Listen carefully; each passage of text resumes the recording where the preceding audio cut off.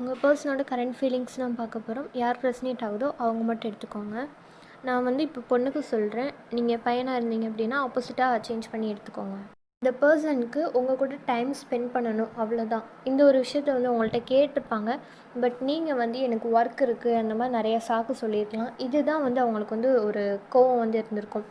அவங்க சில நேரம் வந்து சேடாக இருப்பாங்க, சில நேரம் ஹாப்பியாக இருப்பாங்க. அதை ஷேர் பண்ணிக்க வந்து ஒரு ஆள் வந்து இருக்காது. நீங்கள் இருந்தும் இல்லாத மாதிரி நீங்கள் எமோஷ்னலாகவே அந்த இடத்துல வந்து ஒரு சப்போர்ட் வந்து கொடுத்துருக்க மாட்டீங்களாம். இது வந்து அவங்களுக்கு ரொம்பவே கோவத்தை வந்து க்ரியேட் பண்ணியிருக்கு. பாஸ்ட்டில் வந்து நீங்கள் அவங்களுக்கு வந்து நல்ல ஒரு கேர் பண்ணியிருப்பீங்க, நல்லது கெட்டது எடுத்து சொல்லியிருப்பீங்க. இந்த மாதிரி வந்து அவங்கள அவ்வளோ கேர் பண்ணி அவ்வளோ இதுவாக பாதுகாத்து வச்சுருப்பீங்க. இப்போ வந்து டோட்டலாக வந்து அப்படியே மாறிட்டேன்.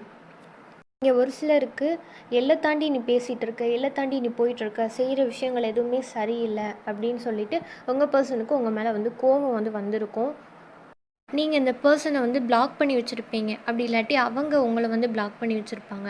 அவங்க என்ன நினைக்கிறாங்கன்னு, நான் தான் அடிக்கடி போய் பேசுகிற மாதிரி இருக்குது, இனிமேல் வந்து நான் அந்த மாதிரி செய்ய போகிறதில்ல, நான் வந்து என்னுடைய வேலையை பார்க்க போகிறேன், நீயா வந்து பேசுனா ஓகே, நான் பழையபடி நான் இருக்க போகிறதில்ல.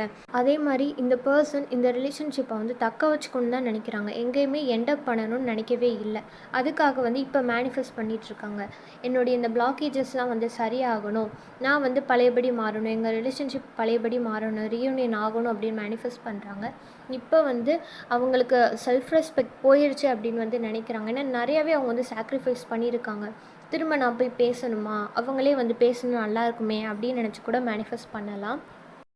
காரணம் என்னன்னு கேட்டிங்கன்னா, நீங்கள் பாஸ்ட்டில் அவங்களுக்கு காமிச்ச அந்த லவ் அண்ட் கேர் அது வந்து அவங்களால மறக்க முடியலை. ஸோ அதுக்காக இதை வந்து திரும்ப மீட்டெடுக்கணும் அப்படின்னு நினச்சி அவங்க வந்து மேனிஃபெஸ்ட் பண்ணுறாங்க. You are the world. உங்கள்கிட்ட தான் வந்து அவங்க எதிர்பார்க்குறாங்க. அவங்க எதிர்பார்க்குற அந்த ஒரு விஷயம் வந்து உங்ககிட்ட பேசணும் அப்படின்னு தான் நினைக்கிறாங்க. நீங்கள் வந்து கரெக்டாக டைம் ஸ்பெண்ட் பண்ணணும், உங்கள்கிட்ட வந்து ரொம்ப நேரம் கான்வர்சேஷன் பண்ணணும்னு நினைக்கிறாங்க. நீங்கள் வந்து அதை விட்டு விட்டு விலகிற மாதிரி வந்து அவங்களுக்கு ஃபீல் ஆகுது. ஸோ அதுதான் இந்த ஒரு செப்பரேஷனுக்கு வந்து ரீசனே.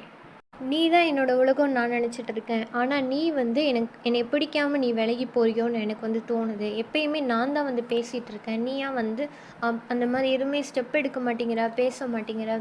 எப்பயுமே ஒரு சண்டை அப்படின்னா கூட நான் தான் வந்து உன்னை கன்வின்ஸ் பண்ணிகிட்ருக்கேன்.